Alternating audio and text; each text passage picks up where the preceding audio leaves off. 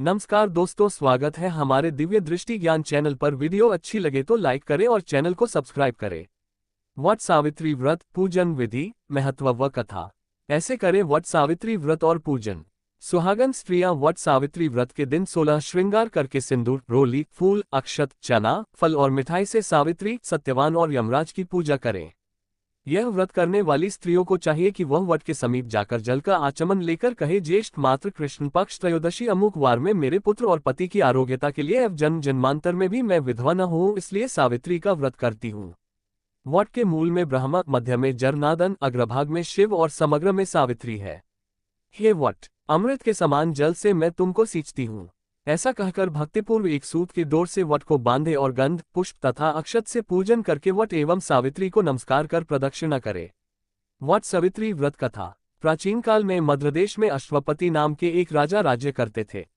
वे बड़े धर्मात्मा, ब्राह्मण भक्त, सत्यवादी और जितेंद्रिय थे। राजा को सब प्रकार का सुख था, किंतु कोई संतान नहीं थी। इसलिए उन्होंने संतान प्राप्ति की कामना से 18 वर्षों तक पत्नी सहित सावित्री देवी का विधि पूर्वक व्रत तथा पूजन, कठोर तपस्या की।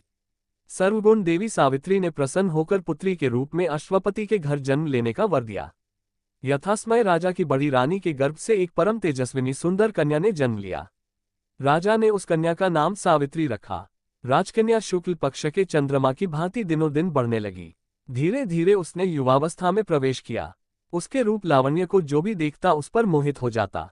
कन्या के युवा होने पर अश्वपति ने सावित्री के विवाह का विचार किया। राजा के विशेष प्रयास करने पर भी सावित्री के योग्य कोई वर नहीं मिला।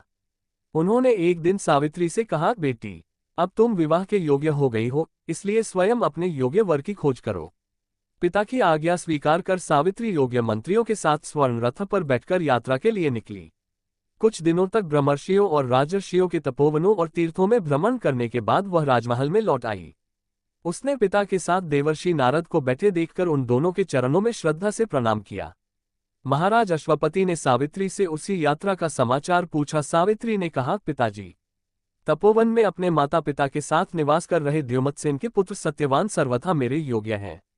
अतः सत्यवान की कीर्ति सुनकर उन्हें मैंने पति रूप में वरण कर लिया है।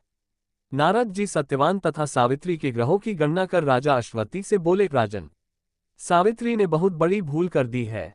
सत्यवान के पिता शत्रुओं के द्वारा राज्य से वंचित कर दिए गए हैं। वे वन में तपस्वी जीवन व्यतीत कर रहे हैं और अंधे हो चुके हैं। सबसे बड़ी कमी यह है कि सत्यवान की आयु अब केवल 1 वर्ष ही शेष है और सावित्री के 12 वर्ष की आयु होने पर सत्यवान की मृत्यु हो जाएगी। नारद जी की बात सुनकर राजा अश्वपति व्यग्र हो गए। उन्होंने सावित्री से कहा, बेटी, अब तुम फिर से यात्रा करो और किसी दूसरे योग्य वर का वरण करो। सावित्री सती थी। उसने दृढ़ता से कहा, पिताजी, आर्य कन्या होने के नाते जब मैं सत्यवान का वरण कर चुकी हूं तो अब सत्यवान चाहे अल्पायु हो या दीर्घायु, अब तो वही मेरे पति बनेंगे। जब मैंने एक बार उन्हें अपना पति स्वीकार कर लिया, फिर मैं दूसरे पुरुष का वरण कैसे कर सकती हूँ। सावित्री का निश्चय दृढ़ जानकर महाराज अश्वपति ने उसका विवाह सत्यवान से कर दिया। सावित्री ने नारद जी से सत्यवान की मृत्यु का समय ज्ञात कर लिया तथा अपने श्वशुर परिवार के साथ जंगल में रहने लगी।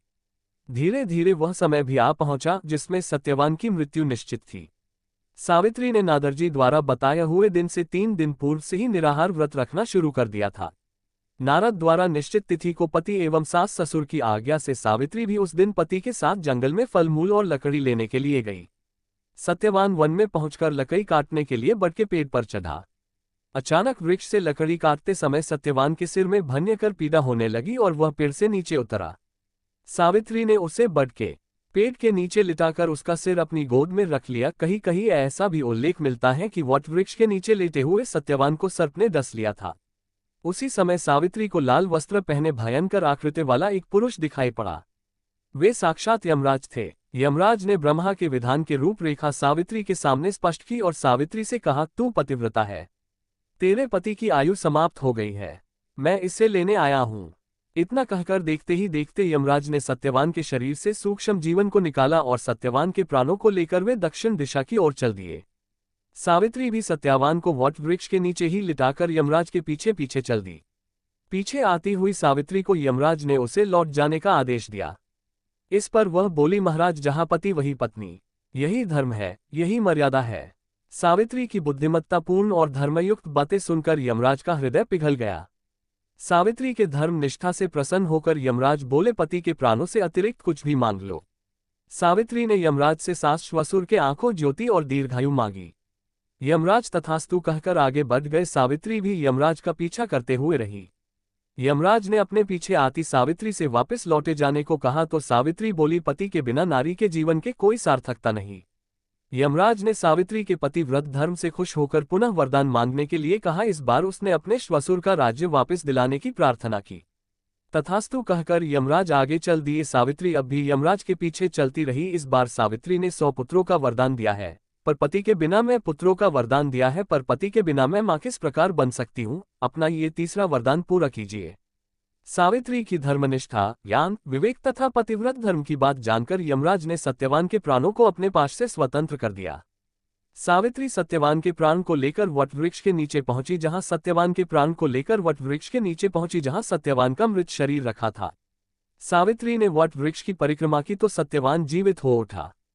प्रसन्नचित सावित्री अपने सास ससुर के पास पहुंची तो उन्हें नेत्र ज्योति प्राप्त हो गई। इसके बाद उनका खोया हुआ राज्य भी उन्हें मिल गया। आगे चलकर सावित्री 100 पुत्रों की माता बनी।